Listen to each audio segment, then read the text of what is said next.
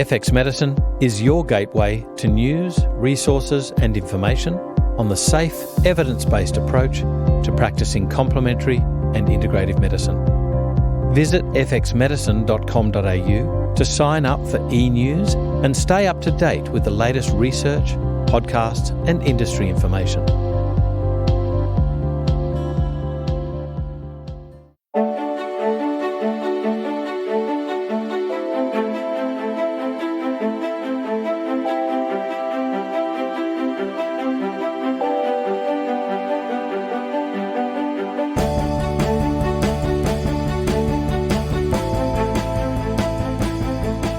This is FX Medicine, and I'm Andrew Whitfield-Cook. Joining me on the line today is Beth Bundy again, who's a qualified naturopath for over 17 years, specialising in integrative and functional medicine. Beth worked previously as technical consultant with Pathology, one of Australia's original functional pathology companies, and she's currently training health practitioners as clinical consultant at Nutripath Integrative Pathology Services, where she's in very high demand, I might say, as an engaging, informative speaker. And Beth also works as a functional medicine practitioner in a busy and highly successful integrative medicine practice. Welcome back to FX Medicine, Beth. Beth, how are you? I'm very well, thank you, because I actually have sun in Melbourne today, which is, good in this type of wintry day. I mean, normally we have 4 seasons in one day in Melbourne, especially this time of year. That's exactly right. And we'll be actually talking about something to do with seasons or cycles, and that's the methylation profile today. So let's dig right down into it, because I think there's a lot of controversy over methylation. It seems to be the latest fad for some people, and I certainly believe that there is import for this profile and indeed for genetic testing in certain individuals. But I think it's become the new flavour, the new black. Would you agree with that? Oh, totally. It's the trending topic, that's for sure. And, notwithstanding that there's a large portion of the Australian population that have some form of SNP, but whether that's clinically important for them, I think that group is far less. But we're going to be talking about something slightly different here, not SNPs, but the actual biochemistry of the methylation profile. So, Beth, what is the test and what is it test for? Okay. Well, first, briefly, I think we need to just briefly go over methylation. Sure. And remember that it is a process by which your body transfers a methyl group into a series of amino acids and proteins and enzymes and DNA in each and every cell in the body.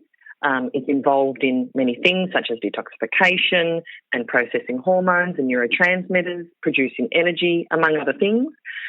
And this is a biochemical process that the body goes through continually every day, and we'll call it the methylation cycle. Yeah.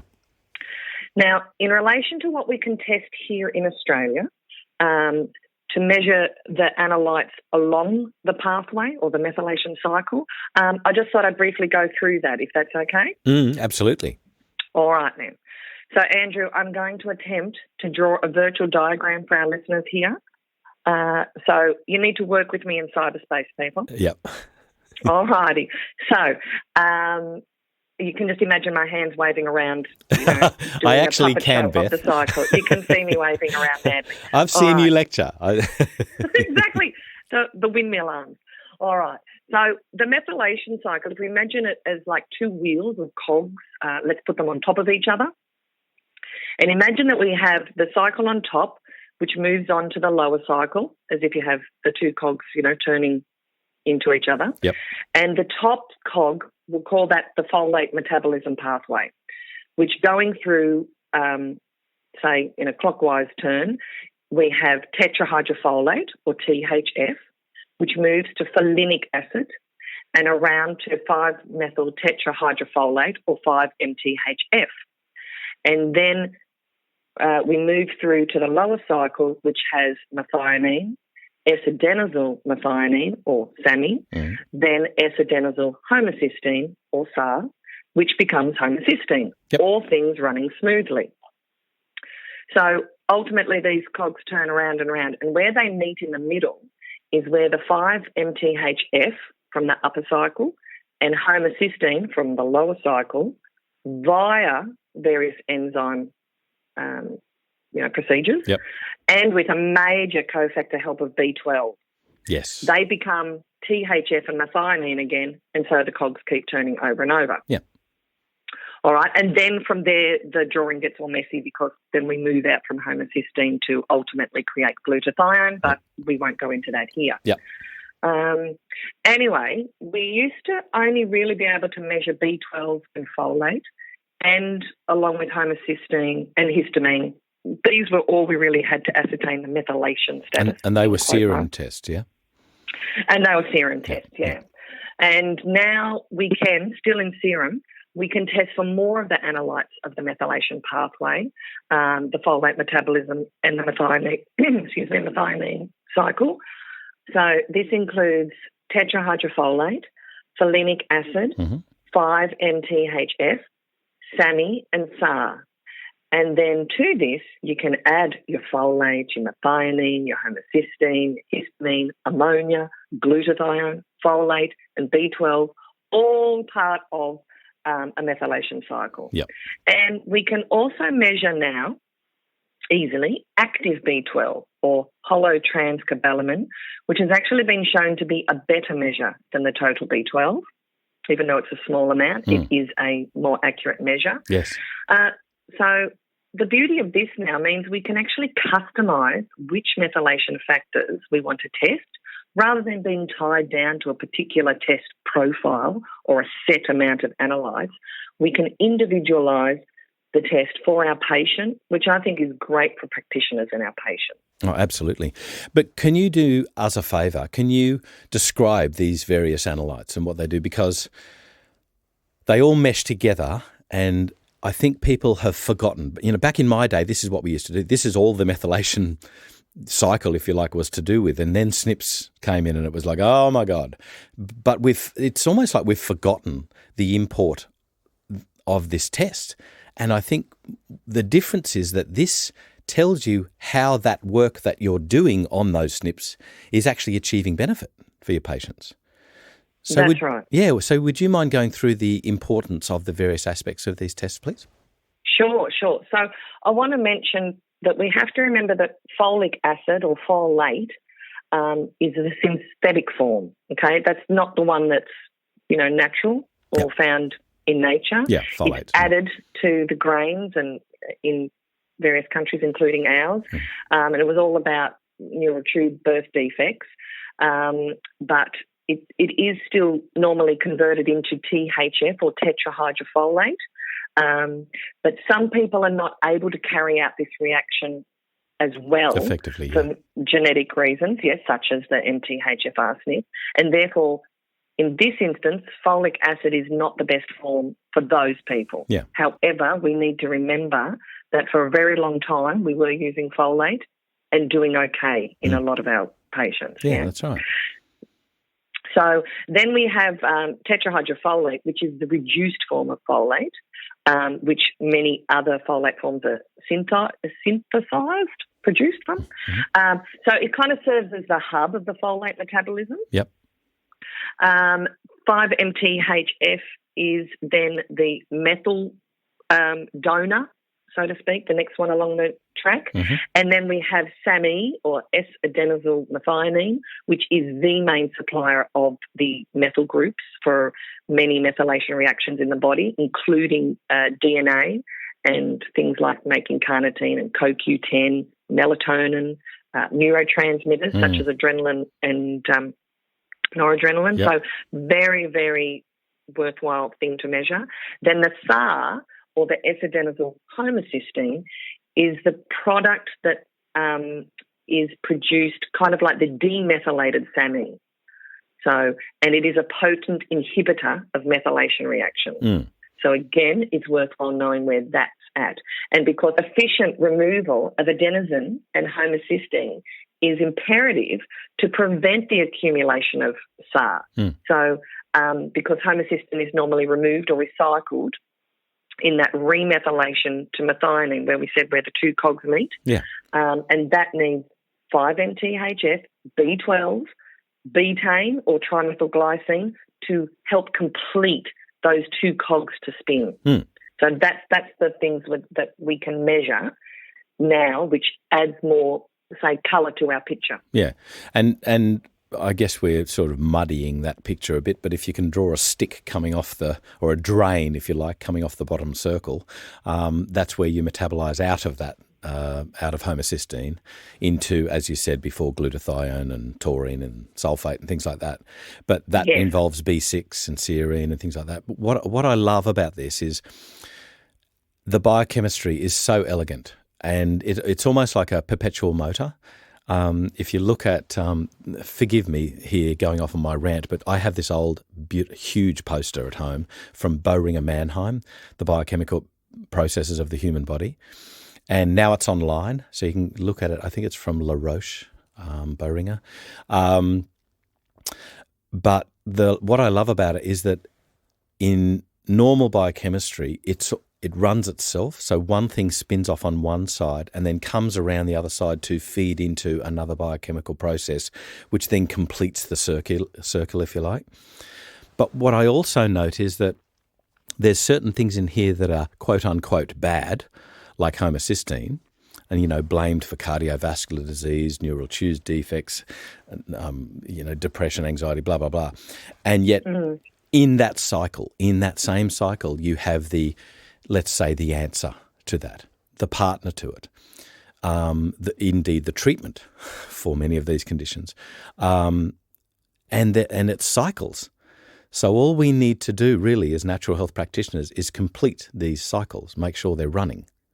That's all we're doing. Yeah, well, that's right. We just need to make sure that there's enough petrol in the tank to keep motoring it along. That's exactly right. And I think this is where people get caught up on SNPs. SNPs will tell you what you have, whether it affects you or not. This sort of profile will tell you how your treatment is working. Yeah, well, I like to think the SNPs is like the lottery ticket, like that you're given. Yeah. But you don't necessarily have won the prize yet. It only gives you what you could win or not win. Yeah. But this test can actually then tell you, well, how much cash you're actually taking away this week. This week, yeah. And, when I win the lotto, it's normally a whole $22. But so with these tests, though, I mean, there's so many different types of tests on the market. Some are invasive, some aren't. How is this test performed? This is a blood test. Mm-hmm. So a patient would need to get a kit and go to the local pathology collection centre to have their blood drawn. Yeah. It is very important with this test, though, is that specifically for things like the SAMI and SAR, they're very, very sensitive little analytes. So it is imperative that any of the samples are taken back to the lab on dry ice. Yep. To maintain their integrity. And they've also got to be done in a fasting state, correct? Indeed. Yeah. Indeed, preferable because we don't want any confounding factors. But they're keeping the stuff on dry ice is very important because it has been shown that the samples can, degrade and the quality of the sample won't be as good, and so we may not be getting, a true reading. So for naturopaths in, say, Queensland, very hot climate, temperate climate, so they have to get that sample back to Melbourne to be tested. How do they ensure that it's under dry ice? What happens? What's the process? Well, usually the collection centre organises that. Right. So, for example, Naturopath have some associations in Queensland, it's QML, and they actually put it on dry ice in the collection centre and have it transported directly. Right. So all that stuff's been organised. So I think this is probably going back and rehashing a little bit, but when would a practitioner do the test? To me, it seems an obvious sort of baseline and treatment, but when would you consider this test over other tests? Yeah, well, like we said, it seems to be a hot trending topic, and I have noticed that some practitioners are very keen to do this test first out the gate. Right. And sometimes we don't know also necessarily always need to jump straight into that. I mean, if you look for evidence, you may find it in the symptoms, but they're not always in the test results, and people are complex. And I definitely think that practitioners need to remember they need to put the clinical presentation and the history and test results together. Yeah. Plus, you've got to add family history into the mix too with this sort of stuff. Absolutely. And, so some signs that may indicate a patient has issues with the folate metabolism may be a history of allergies and hay fever, recurrent miscarriages, some neurological issues, family history of early strokes or heart attacks, addictions, depression and anxiety. However, we must remember that not every anxious or depressed patient we see has pyroluria and or methylation issues. Thank you, Beth Bundy. Oh, God. Please. It's like there is, and plus, how did we survive before these tests came on board and methylated folate and methylated B12 came on board? Did we treat these patients prior to that? I think we took a good case history. I think that was the way. Yeah, Ooh, exactly. That's inflammatory. Highly, highly, highly important. But you know what? It is a complete mix. Absolutely. And this to me is what is missing, indeed, out of medicine, let alone naturopathic practice. This is what is missing. The time spent to take an excellent, not a good, an excellent case history, an excellent family history, an in-depth look at what happened. This to me is the key. Well, because I also think that you can, doing some of these tests can create a lot more confusion, because instead of, we've kind of tried to nut it down into this under-over methylator. You're either in that camp or in that camp, Yeah. It's, it's like the red team or the blue team. And it's not quite as easy as that. So the other thing that I wanted to bring up with some of the other tests to consider in relation to the history of case history is, sometimes our patients come to us and they've already been to the local GP to be checked out and told that they're fine, in air quotes, but they may have already done a B12 and a folate test. Yeah.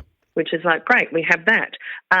The other way we can look for B12 and folate insufficiencies is in the urine. So we can measure methylmalonic acid. Yep. And I can never say this, formiminoglutamic acid, which is B12 and folate respectively. Yep. You can look at urinary organic acids, which that's where you get those from, because elevated methylmalonic acid shows a probable functional deficiency of the B12. Mm-hmm. And sometimes this can be the issue related to the methylation cycle block or, bottleneck. And because we've got to remember B12 is very important in the pathway to keep those two cogs turning. Yep. And often that might be a place to start rather than jumping into SNPs and full-blown cycle. I think what you say is right, that sometimes for pragmatic purposes, what you want is the end product to show a difference between baseline and treatment. And that's really what you are affecting. Exactly. So it's kind of like, I guess this is the difference between a marker and a target. A marker can be that chemical which you would like to look at to see what's changing, but the target is what you want to really change and to see change in your patient to show benefit. Yeah, and that's why baseline testing, I think, is very important. It's often when people say, "Oh yes, I've done all this therapy and now I want to test." Crazy. Great, but you've got nothing to. How do you know how good you're actually doing? Yeah, because like in some, to go off tangent here, in some measurements, if you are so high, the machinery literally cannot measure that high. So sometimes you may have noticed you get reports back and it'll have greater than 5,000, say for antibodies, thyroid antibodies. So if you get a measurement and it's greater than 5,000, you don't know that maybe they're 5,001, but they started at 12,000 and your treatment has greatly improved that. Yeah. This is the sorts of things that we don't know. So the baseline is providing you're not over something, Yeah. is always handy to see even a little incremental. Well, what's the opposite of incremental? The backwards way, the down way. Don't ask me for that. Not this early in the morning. I don't know that one. Is what we can look. The other thing is Decremental. to know. I mean, blood tests may not be handy for kids, and this is where if you've got a little kid, rather than doing a full-blown methylation cycle, maybe you could just do your methylmalonic and your formiminoglutamate. Salient point. Because it's easier than getting the kid to wee than it is to get blood from them. Absolutely. And then perhaps this is where you would use a MT-HFR buccal swab because it's low cost and it's easy to do. If you want to check that before you then jump into the methylation cycle. You can do amino acids because that is relevant. Yeah. And you can do those either in urine or blood. And so that's how we can measure our methionine, our taurine, our serine, our cysteine, which are all cofactors and metabolites of the methylation cycle. But the other thing, I think, again, going back to case history, is we know there's a long list of conditions that are associated with methylation issues, and they can be found on the internet, so I'm not going to rattle them off here today. But we must remember many of these conditions can be caused by other reasons. Environmental toxins, heavy metals, good old stress, ageing. Yes, unfortunately, it happens to all of us. Never. Medication, diet. So apart from having a nutrient-poor diet, we've also got people that are quite strict vegans and maybe not following the vegan diet as well as they should. And these people can have really low or no B12 in their diet, which then is obviously going to affect their methylation cycle. They'll have very little, possibly amino acids in their diet to really keep these cogs turning. And, of course, those who like to have a tipple a little bit too much, they can really deplete their B vitamins and increase their SAR levels. So some of these things we can measure, but maybe if we look at their diet, their lifestyle, their history, we can change some of symptomatology before we even have to test. That's right. And, I think this is the relevance, if you like, of any testing. Any testing is it only really should confirm your suspicions that you can't otherwise confirm, sort of thing. So I guess this is the difference between a screening test, which are, they have been abused in the past. We know about vitamin D, for instance, versus the very important screening test that is poorly utilised, and that's blood in stools that is government-sponsored once you turn 50. An extremely poor uptake for something that has very high importance, which is crazy in itself. It's like a flip. You mentioned right at the beginning, though, about testing with serum B12, and I'd just like to warn our listeners, in Australia, it was taken off the PBS listing for screening in November 2014 with vitamin D. What I don't get there is that vitamin D was definitely abused. We were wasting millions of dollars. And in the first year of not doing vitamin D tests as a screening, we saved, forgive me, I know I'm going to get this number wrong, but was it 42 million? Kelly Belinsky wrote a beautiful paper. So Bilinski,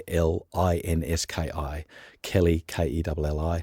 And I think it was Stephen Boyages wrote a beautiful paper showing the cost savings of vitamin D. That aside, I don't get why B12 was taken off, because it has definite import with people with pernicious anemia, vegans.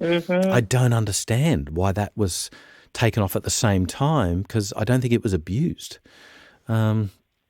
But anyway, I wanted to point that out for our listeners so that they know, where the landscape is from, a testing costing perspective. But to go on to another question, I guess this is a bit of an obvious question, and I think we've already answered, but if we can just recap, how is the test different in not just what it is, but its import in SNP testing? You mentioned the lottery ticket. But where have you used SNP testing for benefit, and where do you go, there's no point? Right. So the genetic testing, there's numerous SNPs. I mean, we can do hundreds and hundreds of them and just get stuck in the mud. But we can test for MTHFR gene mutation. We can test for MTR, which is methionine synthase. We can test for MTRR, which is homocysteine reductase, AHCY, adenosyl homocysteinase, COMT, and CBS, which is cystathione beta synthase. Now, all of these genes are part, as in MTHFR is the gene related to changing the folate around to 5-MTHF. Yeah. These genes are involved in, the process of turning homocysteine into something, something into something, metabolizing something at the end. Yeah. Like they're all like your poster that you had on your wall, whereas I had a WHAM poster. But if you wanted biochemical processes, you must have had a wonderful teenagehood. But I never, ever had a WHAM poster. Missing out. So all these genes are wonderful to know about, but they, like the lottery ticket, they're only a potential. They're a potential possibility, risk, or issue with the methylation cycle. Yeah. You can have heterozygous, homozygous, one gene or two genes, and it will differ depending on the other genes in the mix, of how many. Like if you've got homozygous for a whole range of them, then sure, you're probably in a pickle. But if you've got no mutations here and a hetero here and a homo there, maybe, again, because we're all individuals, we've all got the same recipe. I like to say to people, we've all got the same, recipe, but some of that, how we put those ingredients together can be different, and it comes out the different end. So whereas when we're testing our analytes, so our SAMI, our SAR, our folic acid, our 5-MTHF, it's really more of a functional test. So it's going to show us where, at that point in time, the body is actually doing its thing. It is functioning. Whereas the DNA SNP testing is great for an overall picture, but this is really showing us here and now what's going on. That being said, it can be quite confusing because people are thinking, 5-MTH equals this, this equals that. But what they're not doing is putting it together, and it's like a jigsaw puzzle. It's not one piece, it's a lot of pieces that have to sit together properly. Yeah. So how do you use the methylation test to guide therapy? Do you find that it's better to do this test as a baseline to say, okay, that's where you were, now let's treat and then guide dose? Or do you use things and not use things, on or off? I think it's about using things or not using things. Right. So Okay. because I have seen, these people getting all caught up doing the methylation profile and then getting all in a muddle because they said, I'm positive they're an under-methylator or I'm positive they're an over-methylator. And then the test results come back with all the different pieces of the puzzle, and they don't always say the one thing. They don't all lean towards one way or the other. Right. So it becomes this, and we have to remember we're not always one way or the other. So we could test today and test later, in 3 months' time, and there could be differences because we're dynamic and we're changing from, like we said before, our diet, our lifestyle, our environmental exposures, our SNPs, and all that sort of stuff.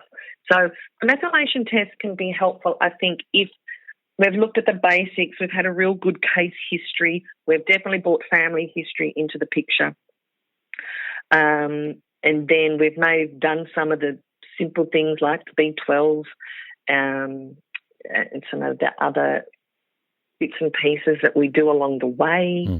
I usually do other things first and looking at some of the lifestyle things because they're Absolutely. things that we can, and diet and lifestyle, because those are the things that making small changes can make really big changes in the patient. So that was actually going to be my next question. Have you ever used just diet or indeed just lifestyle interventions, like, for instance, exercise, and seen a great gain, a benefit in the methylation profile from baseline to treatment level? I've actually seen, yes, my answer is yes. I'm not one for doing a lot of these tests at all, to be honest, because I will do things like my active B12, a general nutrient profile. I might do amino acids. I might discuss definitely changing the diet. And sometimes even I find a lot of these sort of patients that have some of these issues, do you know what? Just being heard and me spending an hour in a consultation talking to these people and letting them really say everything they need to say and having a tear if they need to can be so therapeutic to them. Absolutely. That then they're also, and they're quite happy that I'm not just going to throw tablets at them, that if I say, look, can you get out and walk the dog more often? Can you make sure that you're eating? You know, some of these people don't eat breakfast, don't eat lunch, you know, go all day without eating, and then wonder why they're strung out and pinging off the wall, you know. So sometimes definitely just getting them to get more greens into them, or just some small changes can really help. And then I kind of find that some of the symptoms kind of like fall away, and then you get more to the core of where you can see you need to go. And sometimes it may be methylation, sometimes it may be that kind of Pfeiffer protocol-y thing, or sometimes it could be hormones and just stress and adrenal support. So when would you choose, though, to do a test rather than just working on the symptoms? To me, I think this is a confirmatory type of approach. Yeah, probably if case history is really kind of, there's a lot of signs there that think, okay, there's a long history of depression or anxiety, and maybe medication, or there's been stuff going on, addictions, and the fact that if they've been around to a lot of places and tried a lot of things, and not quite got there, then perhaps I'd say, right, well, let's do something that maybe no one else has done, and then let's do this, because then we might see, you know, a really high SAR or a really low SAMI, or we might find some crazy levels, you know. That's probably. I think therein, you know, it's like when people have been everywhere, done everything, and quote unquote nobody's believed them, they finally come to your door and you give them something to go, see, there is an issue and we can work on that. And then they get this directed therapy. Yes. Yeah. Yes. And that's probably, you know, if they've, you know, you hear them out and they say, I've done this, done that. And then you say, look, we need to just give you some B12 and, you know, B6 and methylfolate in this instance. And in a small dose, I don't hit them with, you know, a single thing between the eyes. I mean, I've had many, you know, people selling products and practitioners say, oh, if they have the MTHFR gene, then the patient has to have methylfolate. Well, you know, no, they don't, because the gene SNP does not equal a medical condition in this instance. You know, it's not a direct correlation because of all the other genes. I mean, we've got 23,000 of them or something. I also have the question. I also have the thing in my mind about can you use higher dosage to barge through that enzyme quote unquote blockage? And I don't know because I never tested SNPs back in my day. But I remember a case where a male had a homocysteine of 19. We gave him low dose folic acid B12, B6. Increased that dose, and that slowly dropped to around the 13s, I think it was, and it was hovering and nothing was working even when I adjusted the dose of the B vitamins up, and it was like, why? I remember adding trimethylglycine in a powder in a cute little sherbet spoon. Everybody practitioners will remember this from Eagle, but that dropped it from 13 down to 9, but it sort of hovered there. And I remember, forgive me, backtracking a bit, I remember to drop it down to the 19s, down to the 11s. I used 5 milligram folic acid, the pharmacy only one, the S3 one, and that dropped it. It's still hovering higher than what I would have liked, but that dropped it. So my question that I have is, was it a gene blockage? Was it a biochemical blockage? If so, why was there a biochemical blockage? So can nutrition barge its way through some of these SNP? I think the barging alleles can be a little bit problematic because, like I said, when people say, MTHFR equals 5 MTHF as a remedy, I have seen patients suicidal when they've been given, not by me, but when they've been elsewhere or self-treated on, high dose 5-methotetrahydrofolate, because it just was, their cycle, they were like trying to put in a big bucket into a thimble. That's the issue. Too much too soon. Yeah, if you've got a gene mutation that's only working, let's say, approximately 40%, then sticking 100% of product in there is not going to make that gene or that process go any faster. Right. You're just going to possibly end up with a bottleneck and then back it up elsewhere and just throw the whole thing. It's like a spanner in the cog. Yeah. Dr. Denise Finesse covers this. She's seen people go AWOL like you described. Yeah, I was like, wow. And so that ultimately, when I've heard, and I've had 2 that I can think of that came back with that story, that I was like, right, we need to be careful with what we do. We need to be careful with anything we do with people. Overdoing things. That's a salient point, Beth. Oh, my God. Too much of a good thing is not a good thing. Even water will kill you if you do too much of it. So I think... I also think there's a point about safety of practice as well. We should always be looking at those things that have great import and higher safety profiles. So even though they might have a SNP, let's say a homogeneous TT SNP, we should still be practicing things like, I'll say cognitive behaviour therapy. Mark Donohoe will slap me around by saying that, but mindfulness, behaviour type modification.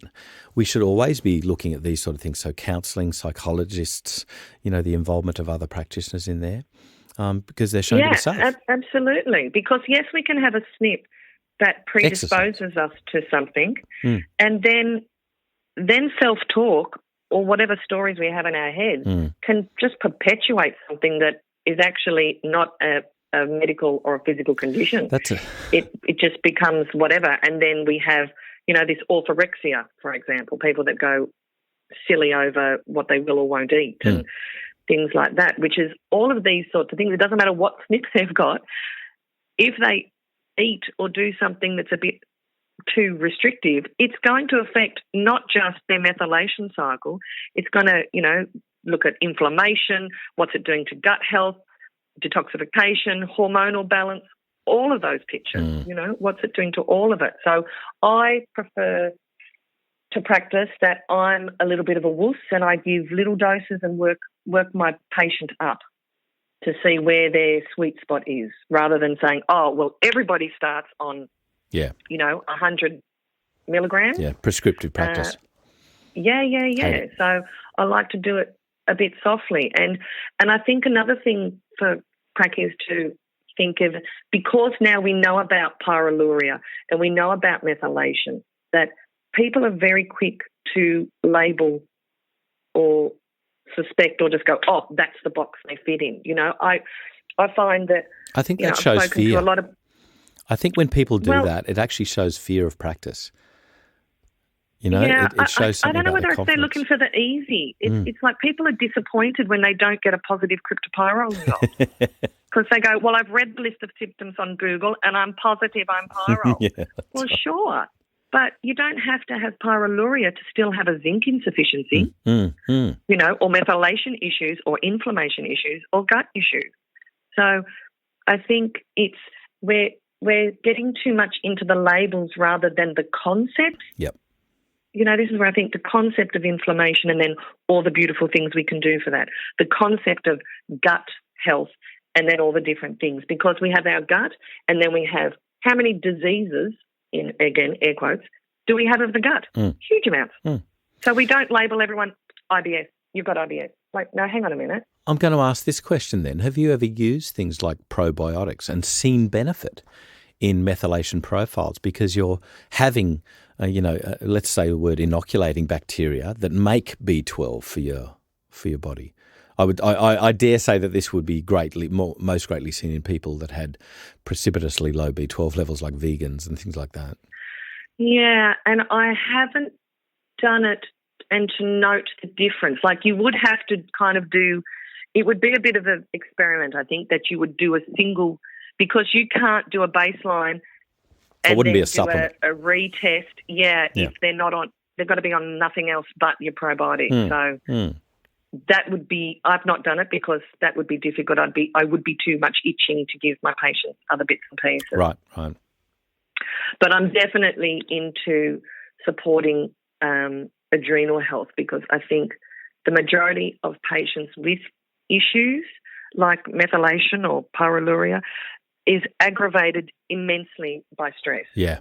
And because then that begets inflammation and gut health and poor eating, blah, blah, blah. And I think just by nature of the world we live in, we are very stressed, which can potentiate these the genes and potentiate methylation issues.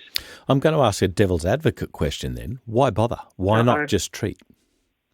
Why not just treat as we did 20, 30 years ago? He says. I didn't, but and indeed, being a devil's advocate, indeed, why not? Yeah. Of course you can. Yeah. You can. And again, see how you go. Yeah.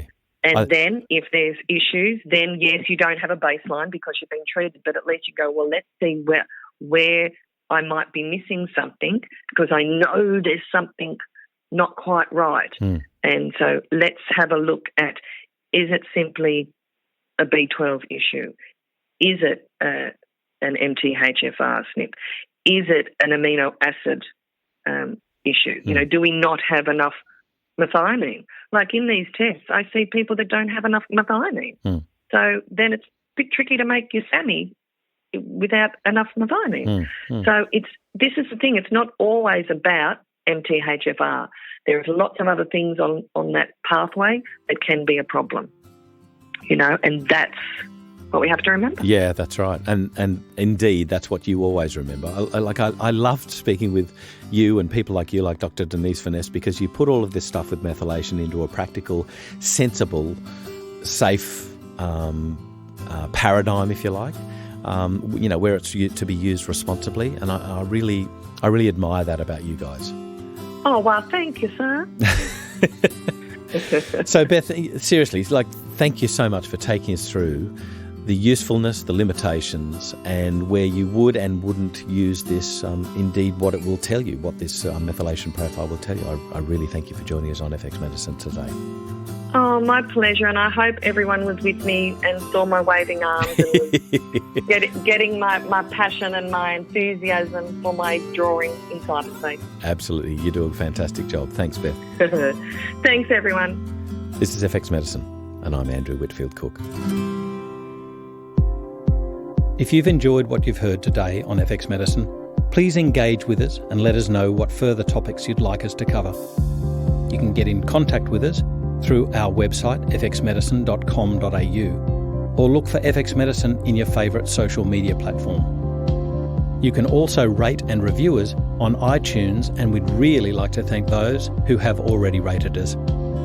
It's through your continued support that enables us to bring you current, complex and relevant topics to enhance your practice of natural medicine.